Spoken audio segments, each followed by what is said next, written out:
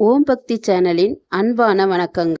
வைகாசி விசாகம் 2024 மே 22ஆம் தேதி புதன்கிழமை வருகிறது. மே 22ஆம் தேதி காலை 8:18 மணிக்கு துவங்கி மே 23ஆம் தேதி காலை 9:43 மணி வரை விசாகம் நட்சத்திரம் உள்ளது. வைகாசி விசாகம் விரதம் இருப்பவர்கள் மே 22ஆம் தேதி நாள் முழுவதும் விசாக நட்சத்திரம் உள்ளதால் அன்றைய தினம் விரதம், வழிபாடு, பூஜைகளை மேற்கொள்ளலாம். அவ்வாறு இருக்க முடியாதவர்கள் ஒருவேளை உணவு மட்டும் சாப்பிடலாம்.